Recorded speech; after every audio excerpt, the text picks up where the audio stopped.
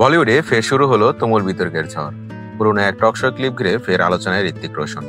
জনপ্রিয় show coffee with কারণে আমির খান ও সালমান খানের উচ্চতা নিয়ে করা তার রসিক মন্তব্য আবারও ভাইরাল সোশ্যাল মিডিয়ায়। নেটিজেনদের একাংশ ঋত্বিকের রসবোধে মুগ্ধ হলে অন্যরা সমালোচনায় সরব। জানা যায় 2004 সালে শুরু হওয়া এই শোর দ্বিতীয় সিজনে ঋত্বিক রোশন এবং প্রিয়াঙ্কা চোপড়া অতিথি হিসেবে এসেছিলেন। সেই পর্বের একটি অংশে সম্প্রতি ভাইরাল হয়েছে।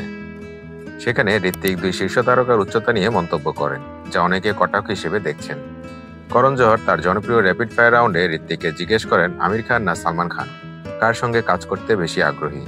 এই প্রশ্নের জবাবে ঋত্বিক বলেন দুজনেরই তো একই উচ্চতা, যে কোনো একজন।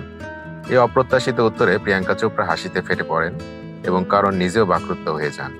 যদিও সেই মুহূর্তে এটি একটি হালকা রসিকতা হিসেবেই ধরা হয়েছিল, কিন্তু এখন সামাজিক মাধ্যমে এটি নিয়ে তীব্র বিতর্ক শুরু হয়েছে। ঋত্বিকের এই মন্তব্যকে অনেকে দুই সুপারস্টারকে উদ্দেশ্য করে করা ব্যক্তিগত আক্রমণ হিসেবে দেখছেন। কফি উইথ করণের মতো একটি জনপ্রিয় মঞ্চে এমন মন্তব্য করা কতটা শোভনীয় তা নিয়ে প্রশ্ন তুলেছেন নেটিজেনরা।